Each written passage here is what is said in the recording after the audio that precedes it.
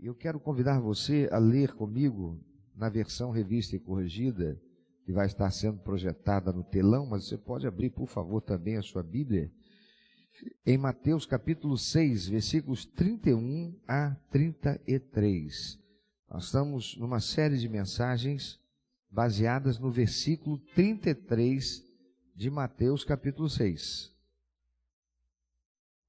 Porém, é preciso ler os dois versículos anteriores para a gente se situar no contexto do que o Senhor Jesus está dizendo aqui.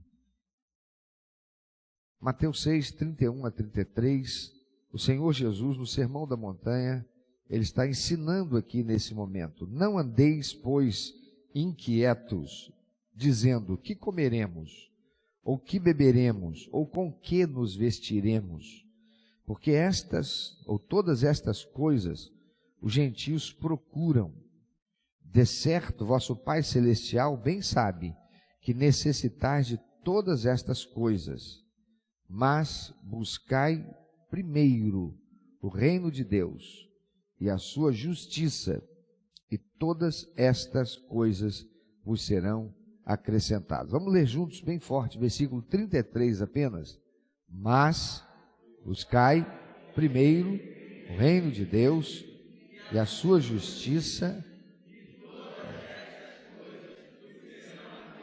Será que você consegue ler mais alto, fazendo com que a máscara que está entre você e o ar depois dela não atrapalhe e consiga fazer esse prédio aqui balançar com o som que vai ecoar por todo o ambiente bem forte? Vamos mais uma vez. Mas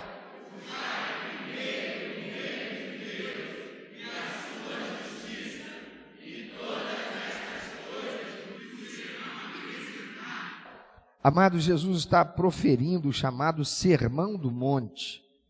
E nesta parte do sermão ele está falando a respeito da ansiedade a que nós, seres humanos, somos tentados a desenvolver e que traz tantos problemas de saúde física e emocional, mental. Ele diz: não andeis, pois, inquietos, dizendo: que comeremos, o que beberemos, ou com que nos vestiremos? Porque todas estas coisas os gentios procuram. Isso daí é uma coisa que é comum a todas as pessoas, principalmente os que não temem a Deus e não confiam nele. De certo, vosso Pai Celestial bem sabe que necessitais de todas estas coisas. Jesus, que foi ser humano como eu e você, também foi tentado quanto a estas coisas, como nós vimos. Vamos relembrar. Nós lembramos que quando ele saiu do seu período inicial de preparação para o ministério, Satanás o tentou em 3 coisas: provisão, fome. Você não está com fome? Você não é filho de Deus? Manda essas pedras se transformarem em pão. E Jesus diz: não, porque está escrito, não só de pão viverá o homem, mas de toda palavra que procede de Deus. Então ele foi tentado na provisão de Deus, ele foi tentado quanto à proteção, à segurança. Satanás leva Jesus para o alto do templo, o pináculo do templo, e diz: olha, pula daqui, porque está escrito: aos teus anjos darás ordem a teu respeito, para que não pise com o pé em pedra, não tropeces. Jesus é tentado com relação à proteção, à segurança, mas ele diz: sim, mas também está escrito: não tentarás o Senhor teu Deus. Por fim, Jesus é tentado quanto à realização, o senso, o desejo de realização pessoal. Então Satanás o leva para um alto monte, faz com que ele veja os reinos lá embaixo, e diz assim: olha, você não precisa passar por todo sofrimento, dificuldade, privação, tudo que você vai viver. Não, basta você se ajoelhar aqui, me adorar, me reconheça como Senhor da tua vida, e eu vou te dar autoridade sobre todos esses reinos que está sob minha autoridade.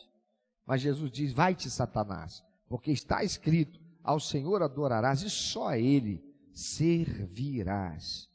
Jesus é tentado quanto à provisão, necessidades materiais. Jesus é tentado quanto à proteção, necessidade de segurança. Jesus é tentado quanto à realização, necessidade de sentirmos realizados na vida. Jesus está agora afirmando nesse texto, Mateus 6, 31, 33, que estas coisas, provisão, proteção, realização, são consequências de buscarmos primeiro o reino de Deus e a sua justiça. Então, vamos continuar analisando o que Jesus disse para compreendermos com total clareza, a fim de desenvolvermos a vida abundante e conquistarmos vitória nessa vida.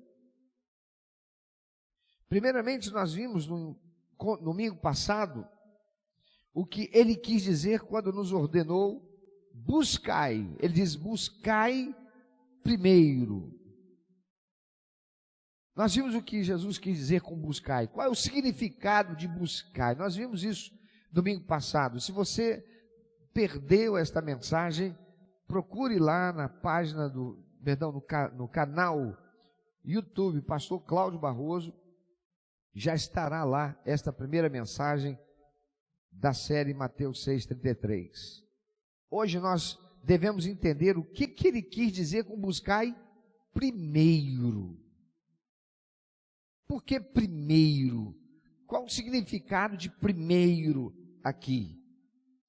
No grego em que foi escrito esse texto, encontramos assim, zent de proton, que significa buscai primeiro. A palavra traduzida para o português como primeiro, que no original grego é proton, quer dizer primeiro em tempo, primeiro em lugar, primeiro em posição, primeiro em influência,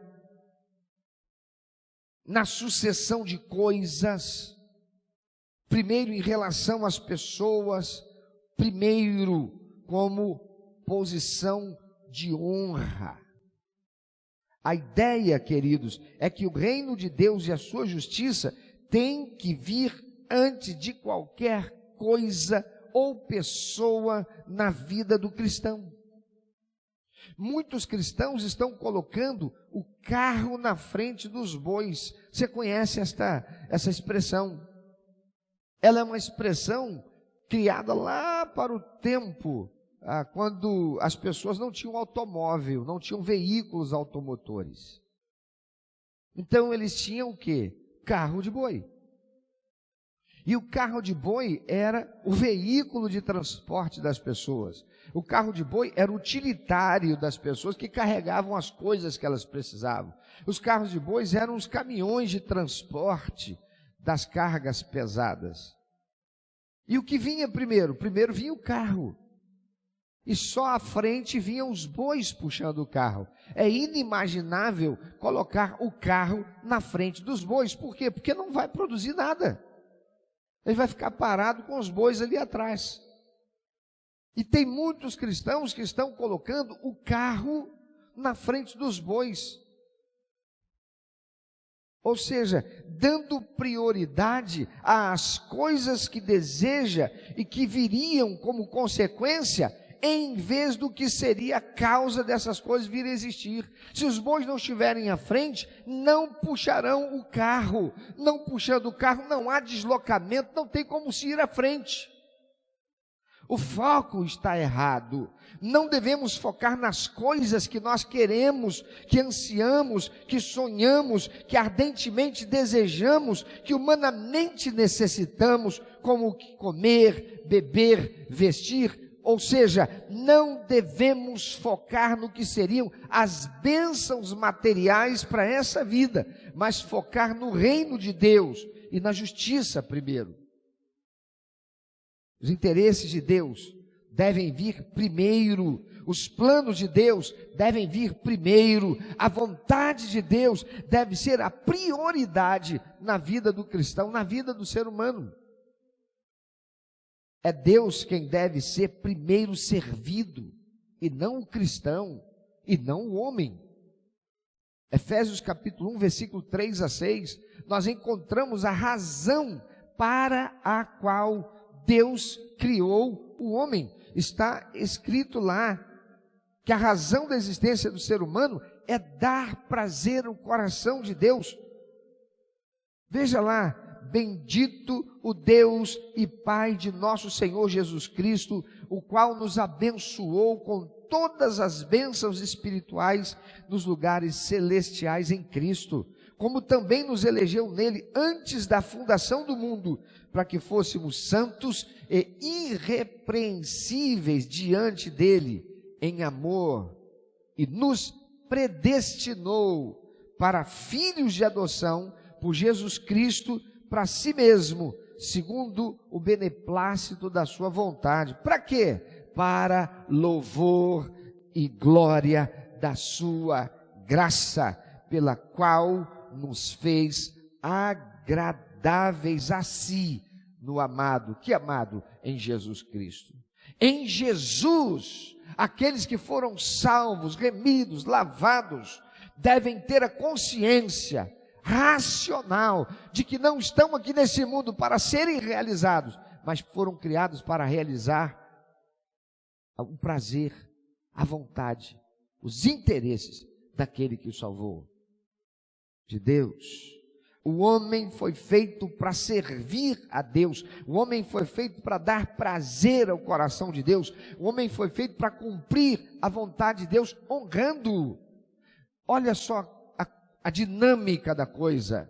Quando Deus quer criar o ser humano para ter um relacionamento com ele, a primeira coisa que faz é prover tudo que esse ser humano precisaria. Então Deus criou o planeta Terra, que estava sem forma e vazia. Deus deu forma ao planeta Terra, tirou a água, separou da terra, botou a terra lá, criou os animais aquáticos, as aves, as plantas, tudo o que o ser humano iria precisar.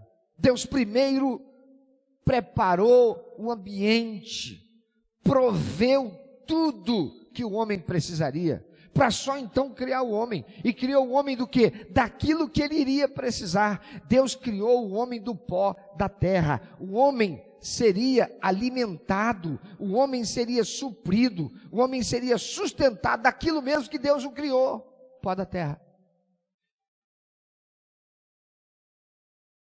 Se a gente precisa de imunidade, precisamos da vitamina D. 15 minutos debaixo do sol, das 10 horas da manhã, vitamina D, vitamina D, vitamina D. Custa quanto?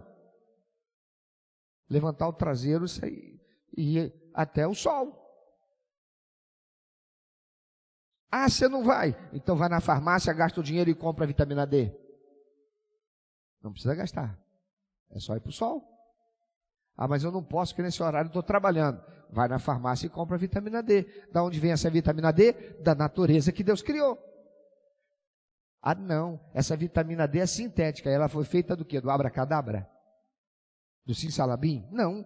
Da natureza que Deus criou. Deus criou tudo primeiro. Então colocou o homem lá. Aí Deus disse para ele o que ele queria. Você vai me honrar. De que maneira você vai me honrar? Me obedeça. Só isso. É só você me obedecer. Tudo isso daí é para você, mas aquela árvore ali não, aquela árvore ali é minha. Aquela árvore é o símbolo da tua fidelidade comigo. Está vendo tudo que eu te dei? Aquele ali eu não te dei, aquele é meu. O dia que você tocar nele, você morre. O que o homem fez? Satanás entra, tenta o homem, dizendo, não, Deus sabe que o dia que você pegar daquilo que ele disse que é dele, ele não quer que você toque, porque o dia que você pegar aquilo ali, você não vai mais precisar dele, você vai ser autossuficiente. Olha que beleza. Para que você precisa de Deus? Vai lá e come do fruto. O homem obedeceu a Satanás, se colocou debaixo da autoridade de Satanás, porque você fica debaixo da autoridade, eu fico debaixo da autoridade daquele a quem eu ouço e obedeço, fazendo aquilo que ele diz. Você tem feito as coisas baseado no que quem te diz para fazer. Porque a gente nunca está sozinho em lugar nenhum. Nós sempre temos alguém falando. Se você olha e não vê um ser humano, tem um espírito imundo ali, falando, para influenciar nosso pensamento a fazer aquilo que eles querem. E o propósito deles já está revelado: roubar, matar e destruir. Agora olha a dinâmica, o homem peca. Quando ele peca, Deus faz o quê? O expulsa do paraíso, onde Deus proveu tudo para ele. Aí Deus diz para ele: agora, daqui para frente, você vai ter que ralar, você vai ter que sofrer, suar a camisa, você vai ter que trabalhar arduamente para ter, e mais, se você quiser viver nesse mundo, para onde você está agora, onde eu não estarei contigo, para eu estar contigo, porque lá você estará com Satanás, que passou a dominar o mundo. Para você ser vitorioso lá, você vai precisar estar comigo. E quando você quiser estar comigo, você vai reconhecer a mim como Senhor da tua vida. Você vai me honrar. A razão do homem existir é dar prazer ao coração de Deus. Tudo que ele tinha que fazer no Éden é fazer o quê? Deus vai lá, viu que não era bom como tivesse só, fez a mulher para ele. O que você tem que fazer? Eu só quero é ser feliz, ficar aqui no Éden com a Eva e fazer um monte de filhinho, comer tudo quanto é fruta. Oh, que delícia, que beleza, só. Mas ele teve que querer o que ele não podia querer. Porque essa foi a tentação. Eu preciso daquilo que eu não preciso. Quando nós pensamos que precisamos muito de uma coisa, aquilo arde nosso coração e não está em sintonia com o que Deus quer, a gente está sendo tentado por Satanás. Jesus está dizendo: vocês estão apreensivos, preocupados, vocês estão ansiosos. Por quê? Se Deus provê tudo. Ah não, a gente não está mais no Éden, né? Aqui, se a gente não ralar, não vem. É verdade, tem que trabalhar, mas não esquece que esse mundo está sob o domínio de quem? Do maligno. E você é filho de Deus, você pode ralar e trabalhar o que for, vai sempre enfrentar a oposição dele. Se Deus não for por nós, já era. Porque se você recebeu Jesus como teu único eterno suficiente Salvador, está salvo, vai morrer agora ou daqui a 100 anos você vai para o céu, Satanás fará de tudo para impedir que você prospere na terra. Um verdadeiro cristão não pode ser próspero, porque o verdadeiro cristão será dizimista fiel. Um verdadeiro cristão adorará o Senhor com excelência. Um verdadeiro cristão colocará sua vida, seus recursos, seus talentos, seus dons, seu tempo à disposição do reino de Deus, da justiça de Deus. Satanás não quer isso. Então ele se oporá a tudo na vida desse crente. Ele não pode levar esse cristão para o inferno, mas ele pode fazer a vida desse cristão aqui na terra um inferno para ele. E é isso que ele trabalha para fazer. Muitos cristãos estão errados, colocando o carro na frente dos bois. Amados, os interesses de Deus devem vir primeiro, os planos de Deus devem vir primeiro, a vontade de Deus deve vir primeiro na vida do cristão. O homem tem sofrido porque Deus não é primeiro. O homem foi feito para servir a Deus, para dar prazer ao coração de Deus, para cumprir a vontade de Deus, o honrando. O cristão deve servir a Deus primeiro e não Deus servir o cristão. Em João capítulo 12, versículos 25 e 26, Jesus claramente afirma que ser abençoado por Deus é consequência, não é obrigação de Deus. Vou falar de novo. Deus afirma, é Jesus afirmando, que ser abençoado por Deus é consequência,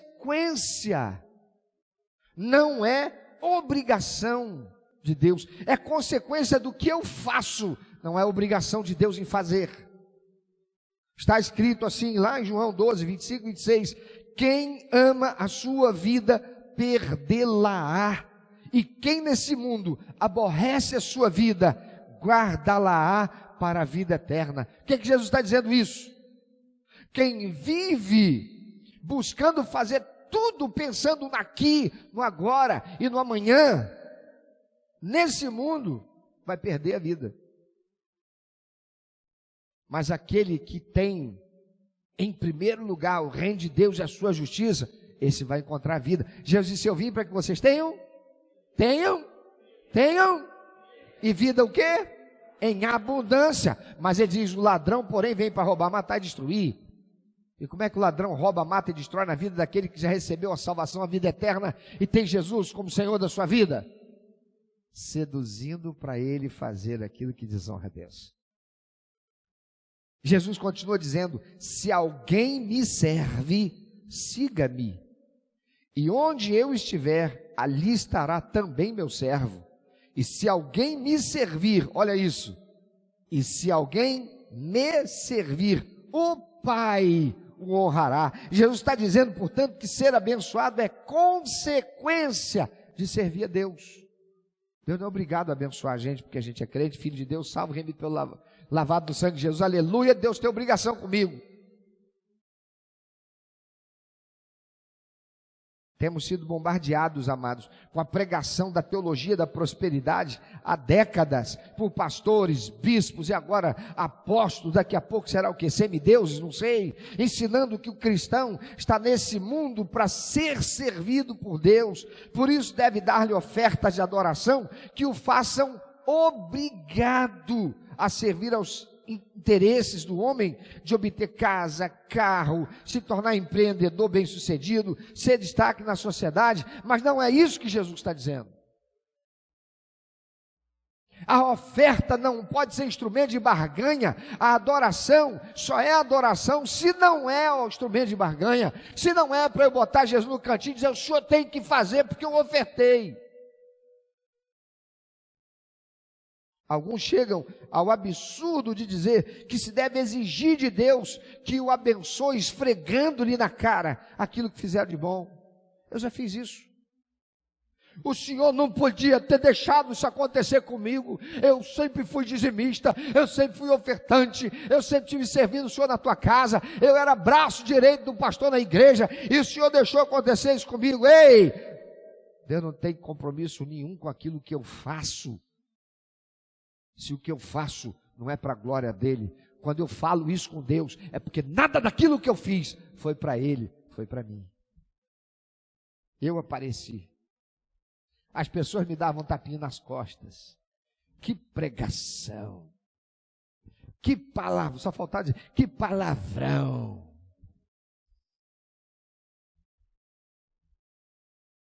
E aí eu me senti o cara. Ó, quantos jovens na igreja. Fruto do que aquele trabalho, eu levei a juventude toda na praça, fizemos aquele culto, aquela programação, quantos jovens hoje na igreja, graças a mim. Nunca foi para Deus. Quando eu reivindico, dizendo e mostrando aquilo que eu fiz, é porque o que eu fiz não foi por amor. A palavra do Senhor diz, aquilo que a mão der a outra não saiba.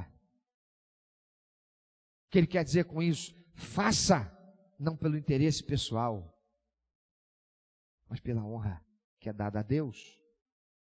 O Senhor diz assim, ensinando para nós, façam aos homens com o teu melhor, para que eles vejam as tuas boas obras e glorifiquem o teu Pai que está nos céus. Então você vai fazer, você vai ser o melhor funcionário da empresa, não interessa se teu patrão é um bandido, é um canalha, é um ladrão, ele rouba teu FGTS, ele não deposita, ele rouba teu INSS, ele não deposita, ele é um desonesto. Jesus está dizendo, dê o teu melhor lá, para que todos tenham que dizer de você, aquele ali é um crente, para com isso teu Pai ser glorificado no céu.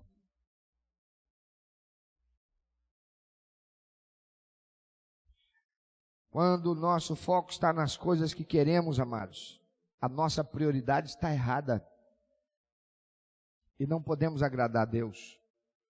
A palavra do Senhor diz lá em 1 Timóteo 6, 9 a 11, mas os que querem ser ricos caem em tentação e em laço e em muitas concupiscências loucas e nocivas, que submergem os homens na perdição e ruína, porque o amor do dinheiro é a raiz de toda espécie de males, e nessa cobiça alguns se desviaram da fé e se traspassaram a si mesmos com muitas dores. Mas tu, ó homem de Deus, foge destas coisas, segue a justiça, a piedade, a fé, o amor, a paciência, a mansidão. Quantos são os cristãos que estão deixando de ir aos cultos e celebrarem a Deus em expressão de honra e submissão para ficarem em casa ou irem a cursinhos para estudar, para passarem concurso, deixando de guardar o dia do Senhor, deixando de honrar a Deus? Procura por eles no dia de domingo de manhã no culto. Estão lá não. Estão onde? Está em casa estudando para passar aquele concurso. Está num cursinho fazendo aula extra no dia de domingo para passar num concurso. O que tem em primeiro lugar na vida dessa pessoa? Está trabalhando para ganhar dinheiro. O que está na vida dessa pessoa em primeiro lugar? Quantos estão investindo tempo e recursos para se prepararem para algum propósito sem investirem tempo e recursos no reino de Deus e na sua justiça?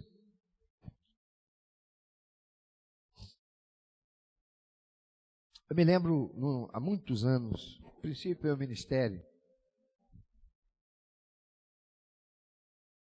que eu estive conversando com um pastor, e ele disse o seguinte: você sabe por que quanto é que na tua igreja, quantos membros tem na sua igreja? Tantos.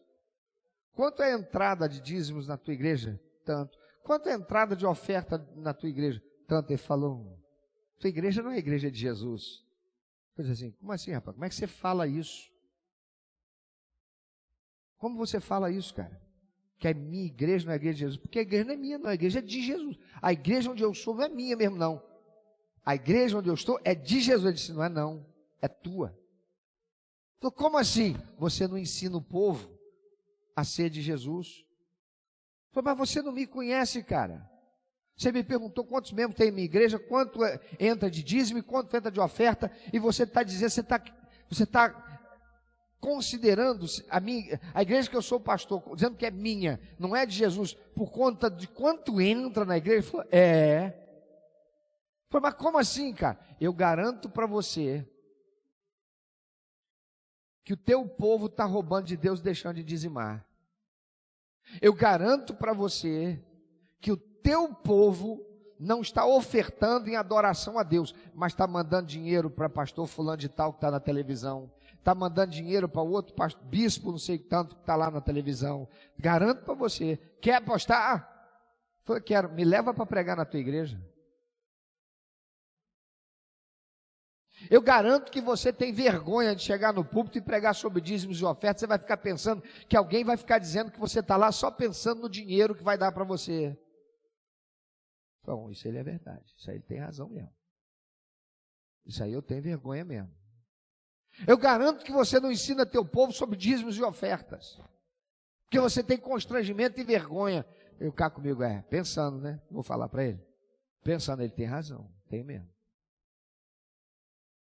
Pois quando você não ensina o povo, você está deixando o povo ser ensinado por alguém.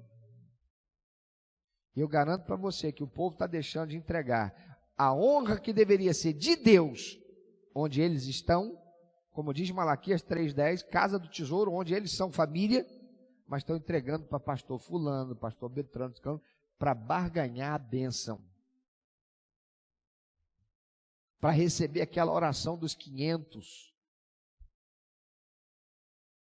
Para receber aquela água ungida, aquele copo que coloca em cima da televisão para ser magnetizado, fluidificado, empoderado com a oração da fé daquele pastor, daquele bispo, daquele profeta.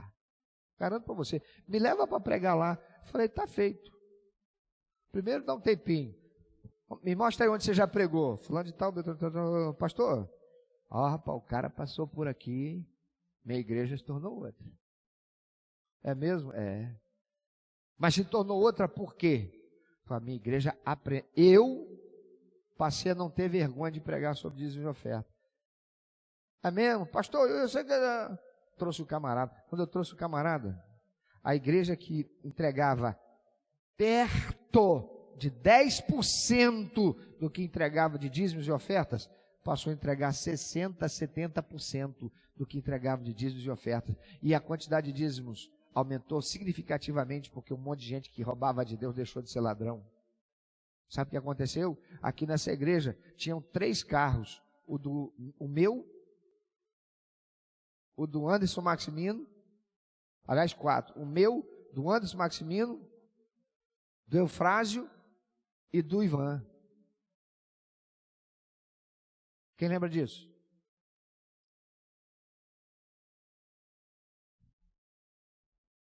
Não levou 1 ano e meio. Quantos carros tinham aqui? Não é de gente que veio de fora, não. De gente que foi abençoada porque honrou a Deus. Mas hoje o pastor fala assim: meu irmão, você foi abençoado na jornada de oração? Manda um videozinho de até 4 minutos. Eu tenho vergonha, eu vou falar de Jesus. Eu tenho vergonha de dizer o que Deus fez na minha vida porque eu fui fiel. Eu vou dizer que eu roubava de Deus, que eu não era fiel, e aí eu me tornei fiel, e Deus abençoou, porque eu me tornei honrado para Deus, e o honrei. Aí não manda. Quantos estão investindo dinheiro em prazeres, em vaidade, sem se importarem com o reino de Deus e a sua justiça? Tem cristãos que estão por aí seguindo os modismos do sistema imposto pelo maligno, que rege a sociedade perdida do mundo, gastando dinheiro para agradar convidados, dando comida e bebida, oferecendo banquetes, lembranças para que as pessoas que vão celebrar sua festividade, mas não investe pelo menos valor igual no reino do Senhor e na justiça do Senhor, por gratidão a Ele, razão da vida e da prosperidade. Estou grávida, que bom, eu e minha esposa estamos grávidos. Primeiro mêsversário de gravidez. Segundo mêsversário de gravidez. A criança nasce, vamos fazer dinheiro gasto, com vaidade. Vaidade. Gente morrendo de fome e a gente fazendo festa sem necessidade. A gente não honra a Deus. A gente satisfaz e alimenta a vaidade. Vaidade, no sentido negativo, é aquilo que não produz o bem comum, só satisfaz a mim. Não produz nenhuma diferença no contexto que eu estou. Dei comida para quem tinha comida em casa, dei bebida para quem tinha bebida em casa, não fez diferença nenhuma na vida do miserável, do necessitado, daquele que precisa da salvação, do missionário que largou a realização, largou o contexto de vida, largou familiares, deixou tudo e foi para países onde falar de Jesus é correr risco de morte. Foi para o interior de Quiprocó do Brasil, para lá levar o evangelho da salvação. O camarada era médico, ela era médica, deixou tudo, o consultório, a vida, a grana que ganhava aqui, para ser médico lá entre os ribeirinhos, no Acre, no Pará, no Amazonas, pregando evangelho e cuidando de vidas. E o crente está aqui no conforto do ar-condicionado, cantando, fazendo mêsversário. E não entrega uma oferta de amor e generosidade, dizendo: eu vou sustentar aqueles missionários que estão lá.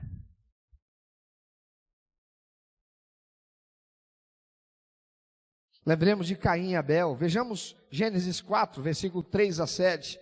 E aconteceu ao cabo de dias que Caim trouxe do fruto da terra uma oferta ao Senhor. E Abel também trouxe dos primogênitos das suas ofertas e da sua gordura. E atentou o Senhor para Abel e para a sua oferta. Mas para Caim e para a sua oferta não atentou. E irou-se Caim fortemente, descaiu-lhe o seu semblante, e o Senhor disse a Caim: por que tiraste? E por que descaiu o teu semblante? Se fizeres bem, não haverá aceitação para ti, e se não fizeres bem, o pecado jaz à porta, e para ti será o seu desejo, e sobre ele dominarás.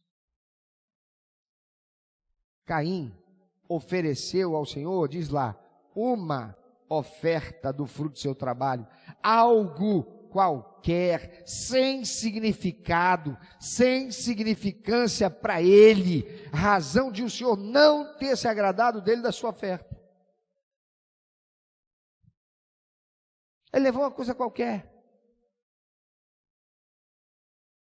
Eu nunca esqueci uma das coisas que aquele pregador que veio aqui fazer aquela série de conferências, ele disse, uma das mensagens foi uma semana, foi de segunda a quinta ou de segunda a sexta.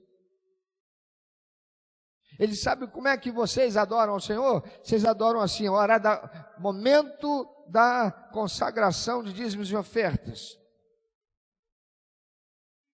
Nota de 50 não, nota de 20 não, nota de 10 não, essas duas notinhas aqui, tem 4, 5 notas de 2, essas duas aqui mais velhinhas, na massa, e entrega ainda amassado. Não é para que os outros não vejam, não. Não é para guardar o coração de ninguém, não. É porque sabe que o que está entregando não tem valor. Por quê? Quanto tinha na carteira? Jesus fala do homem que chega no templo, ele está lá vendo. O cara chega, ele pega. Eu lembro do meu avô, meu tempo de roça, as pessoas idosas, elas carregavam dinheiro enroladinho, faziam um rolinho e colocavam uma liga. Alguém aqui é desse tempo, Marco Aurélio? Hein, Isaías? Alguém aqui desse tempo? Não vou falar da Meire não, que ela não é desse tempo. Aí eu colocava aquele tufo de dinheiro dentro do bolso da frente, aquele bolso facão, né? Aí quando tirava aquela coisinha.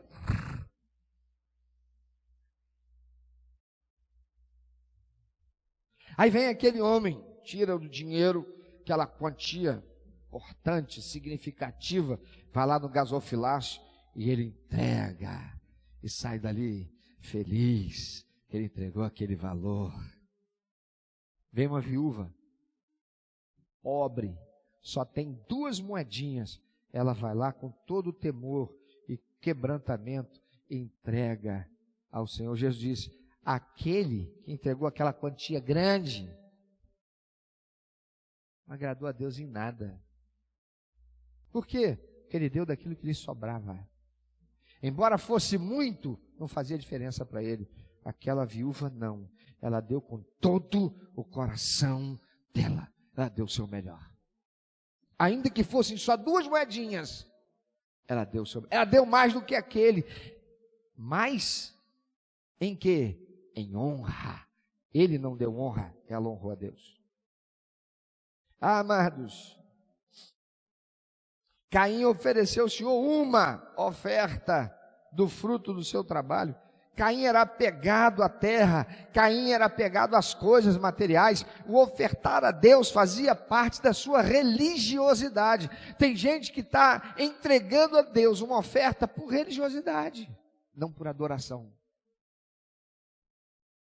Não chega perante o Senhor e diz, Senhor, o Senhor me conhece, o Senhor sabe da realidade da minha vida, o Senhor sabe das minhas lutas, o Senhor conhece os meus sonhos, o Senhor sabe daquilo que eu tenho desejo, mas eu não venho adorar o Senhor por estas coisas, eu venho adorar o Senhor com o melhor que eu posso, que expressa a minha fé e a minha gratidão, e declara quem o Senhor é para mim. O Senhor é o Deus que me supre, o Senhor é o Deus em quem eu deposito a minha fé, minha confiança para suprir minha vida, e consagra o Senhor. Abel, diferentemente, ofereceu ao Senhor, diz lá, dos primogênitos das suas ovelhas e da sua gordura, do que ele tinha de melhor. É isso que significa da sua gordura. Ele deu dos primogênitos, ou seja, ele deu primeiro para Deus. O que você faz quando você recebe o teu salário? O que você faz quando você recebe a tua renda? É de toda a tua renda ou de parte dela? Por isso o Senhor se agradou da oferta de Abel. Tinha significado, tinha significância. Ah, irmãos, quantos cristãos estão buscando a Deus para serem servidos? Ah, quantos não são dizimistas, não ofertam a Deus em adoração e em expressão de honra? Honrar é dar. Se damos a Deus uma oferta que, como Abel, significa o reconhecimento de que tudo vem do Senhor e Ele nos fez para adorá-lo e vivermos para cumprir seus propósitos através de nós, então poderemos estar seguros que o reino de Deus e a justiça de Deus que buscamos também será sobre nós, pois Deus não honra quem não honra Ele. Está lá em 1 Samuel 2,30. Aos que me honram, honrarei, porém os que me desprezam serão desmerecidos. Para ser salvo e ir para o céu, ninguém merece. Foi preciso Jesus descer do céu, se fazer homem, viver aqui sendo tentado em tudo, não pecar e se entregar naquela cruz, pagando o preço de sangue para a remissão dos nossos pecados. Tudo que o homem precisa fazer é reconhecer que é pecador, confessá-lo, pedir perdão ao Senhor e fazer uma aliança com Deus, através de Cristo Jesus, para viver como uma nova criatura. Daquele momento em diante está salvo, morre e vai para o céu, mas não foi para o céu, está vivendo numa terra, no mundo, diz a palavra de Deus, que está sob o domínio do maligno. Se não viver nesse mundo, honrando a Deus, não espere viver uma vida de honra. Tem que merecer. Aos que me honram, honrarei, porém aos que me desprezam serão desmerecidos. Jesus diz que nossa prioridade deve ser o reino de Deus e a justiça de Deus. Ele diz: buscai o quê? Ih, você está impactado? Então fala mais forte por causa disso. Buscai o quê? Primeiro. É primeiro o reino de Deus, a justiça de Deus. Qual a razão de tantos cristãos estarem sendo preteridos em relação a ímpios no seu trabalho, vendo ímpios enriquecendo, vendo ímpios subindo de posto, vendo ímpios sendo promovidos, enquanto eles, cristãos, estão vendo o tempo passar e não progridem, não passam em concurso, não recebem promoção, a vida não anda para frente. Por quê? Porque os bois estão atrás, colocou o carro na frente.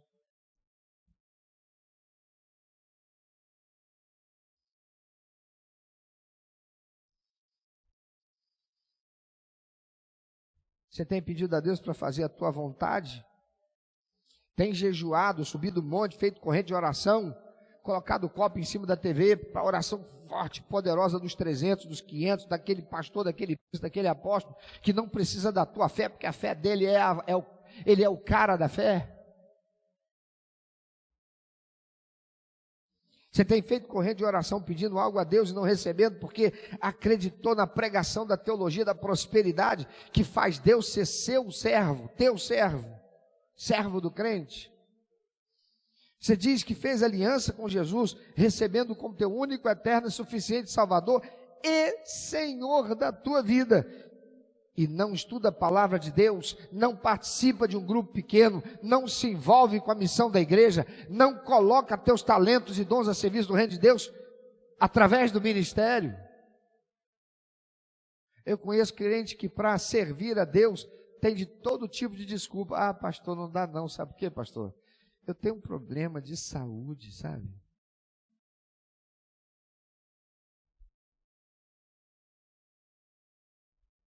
E o problema de saúde passou a existir na vida daquela pessoa exatamente porque ela a vida toda roubou de Deus.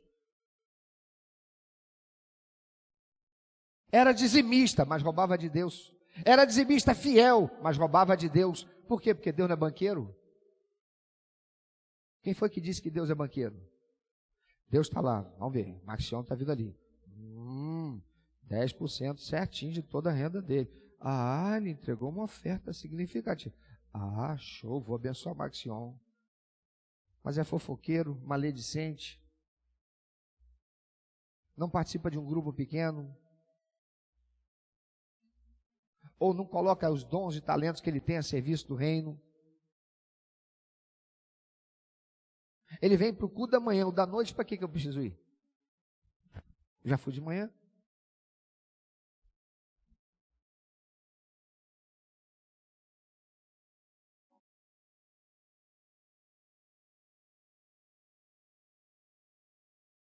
Quantos não são dizimistas, não ofertam a Deus em adoração e em expressão de honra?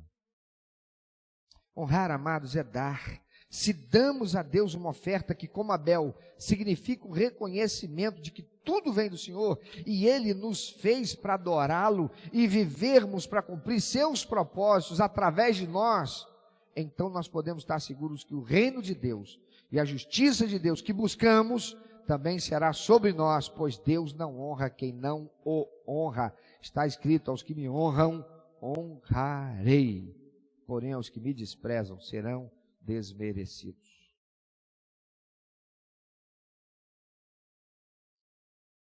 Jesus disse que a nossa prioridade deve ser o reino e sua justiça. Buscai primeiro, diz Jesus.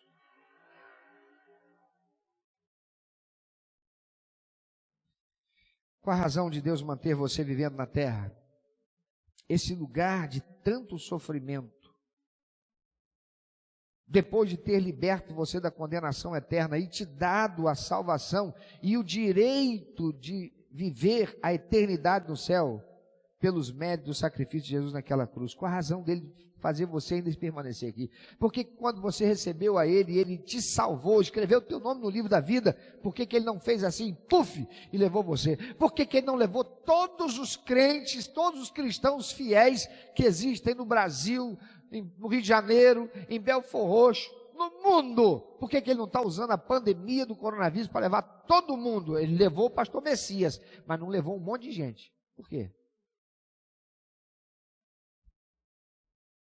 Porque para pastor Messias ele disse: bom está, servo bom e fiel, teu tempo está cumprido, estou satisfeito, vem. Um homem que se olha a vida dele, você vê a diferença que a vida dele fez na vida de centenas e milhares de pessoas, ao longo da existência. Aí você vê o crente que foi salvo por Jesus, glória a Deus, aleluia, mas nunca levou uma alma ao senhorio de Cristo Jesus. Tem evangelismo na igreja. Trabalhei até tarde ontem. Eu vou ficar um pouco mais aqui na cama. Hoje não. Isso é coisa lá para a irmã fulana com a equipe de tal lá.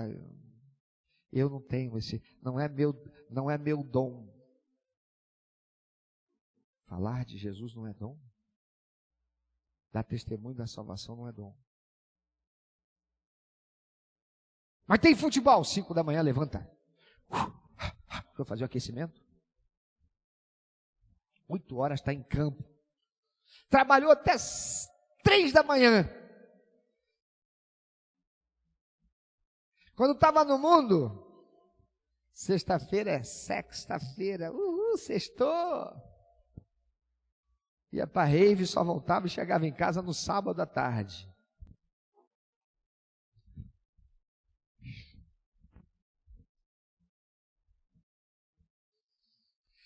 Someito horas para estar na obra do reino de Deus.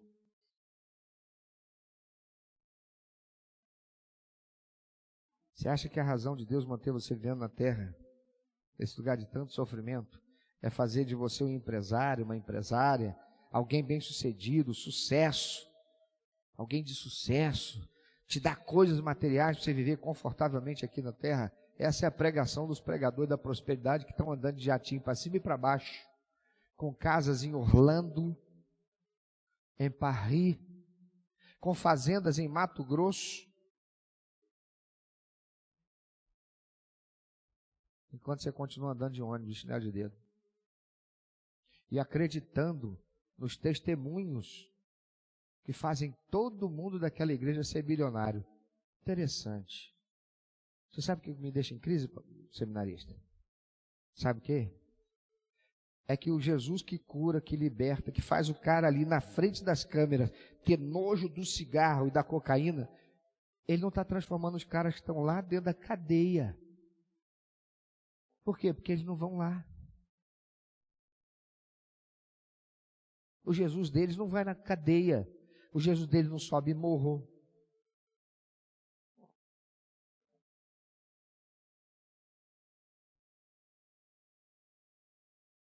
O Jesus dele só quer receber dinheiro de oferta para se sentir obrigado a abençoar. Você acha mesmo que Deus está comprometido com isso? Não, mas eu estou aqui estudando, pastor, o senhor também é radical.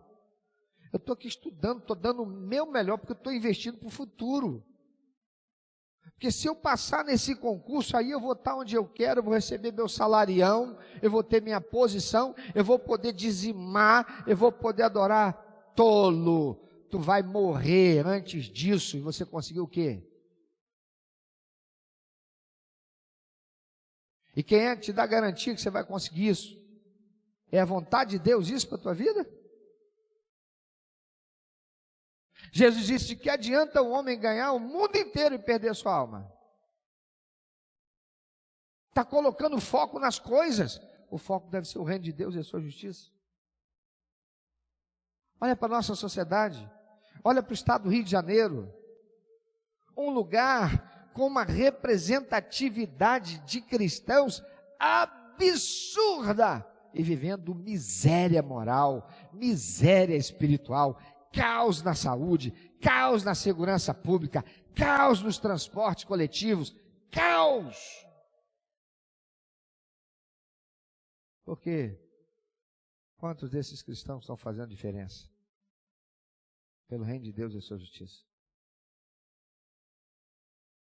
Você acha que Deus está aqui preocupado, pensando lá, não, eu vou fazer fulano ser empresário, ciclano ser bem-sucedido, tetrano ali, vou dar sucesso, o outro ali vou abençoar com coisas materiais para viver confortável aqui na terra, ou para que você faça cumprir o propósito dele, de você servir a ele para trazer pessoas para Jesus, levando muitas mais pessoas a serem retiradas do corredor da morte eterna.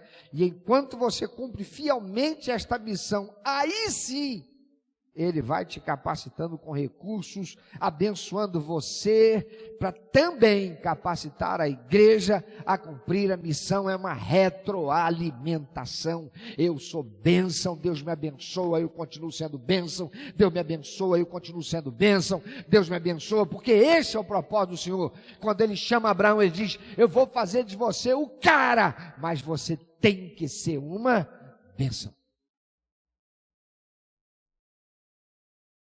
Jesus diz: a buscar primeiro o reino de Deus e a sua justiça, e todas estas coisas vos serão acrescentadas. Na justiça de Deus, é impossível que aquele que esteja vivendo por ela, pela honra, não sejam abençoados. Jesus diz: primeiro, adjetivo é o que precede os outros no tempo, no lugar e na honra. Como Abel, que o fez oferecendo a Deus do fruto do seu trabalho. Abel honrou a Deus com o que ele tinha, das coisas materiais, do seu trabalho. Abel honrou, dando ao Senhor significado e significância. Como Abraão, que não negou entregar os seus sonhos, o seu projeto de vida, o seu futuro, quando ele se dispôs a sacrificar Isaque. Como Jesus, como José, que não se deixou corromper, satisfazendo a sua carne com prazeres, mas guardou-se em santidade para honrar a Deus. Como Jesus, que foi até o fim para cumprir o propósito do Pai, abrindo mão de tudo. E a pergunta que vem da parte do Senhor é: o que vem primeiro na tua vida? O que tem sido primeiro para você? O que você tem feito? Estar em primeiro lugar. E que você não tem dormido o quanto deveria, não se alimenta direito, está aí transtornado em ansiedade. É o reino de Deus? É a justiça do Senhor? Pensa sobre isso. Porque a promessa do Senhor é: eu vou acrescentar. Eu vou acrescentar. Não andeis inquietos, dizendo que comeremos ou beberemos ou com que nos vestiremos. Porque todas estas coisas os gentios buscam. De certo, vosso Pai Celestial bem sabe que necessitais de todas estas coisas. Mas buscai primeiro o reino de Deus e a sua justiça, e todas estas coisas vos serão acrescentadas. O reino de Deus é um reino de prosperidade. A justiça de Deus não pode ser comprada. Ela é oferecida e garantida gratuitamente através de Cristo Jesus, em consequência da nossa disposição de viver para a glória de Deus. Quem está vindo em primeiro? O que está vindo em primeiro na tua vida? De que maneira você tem vivido a tua vida como crente, como alguém que diz que é servo do Senhor? Diz aí.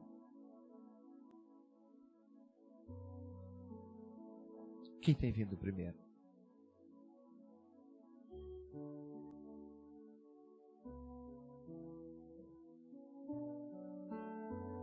Se Jesus não tem sido o primeiro,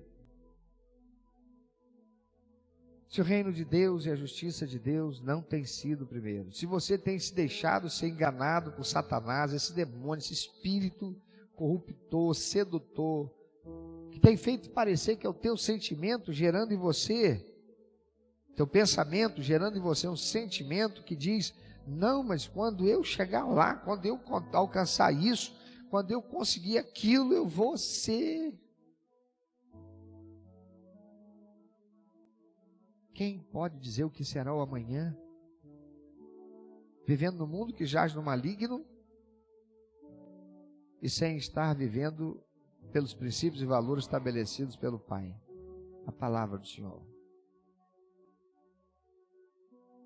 Se você reconhece que não tem sido assim na tua vida, se você é humilde suficiente para reconhecer, como o filho pródigo que disse, Pai, pequei contra o céu e contra ti, já não sou digno de ser chamado teu filho.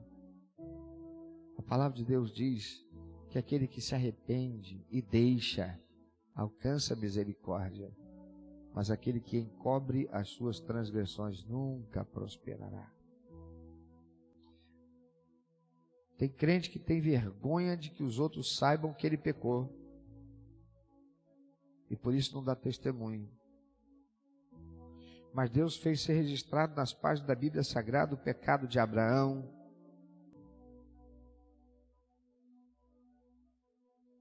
o pecado de Davi, o pecado de Gideão, o pecado dos grandes homens de Deus, mas que se arrependeram.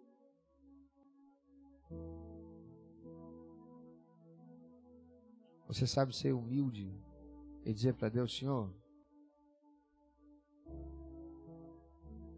tem compaixão de mim, me perdoa, porque verdadeiramente o teu reino e a tua justiça não tem sido o primeiro lugar na minha vida.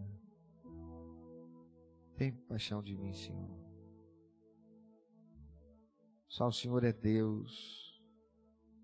O Senhor é minha rocha. O Senhor é o meu Salvador.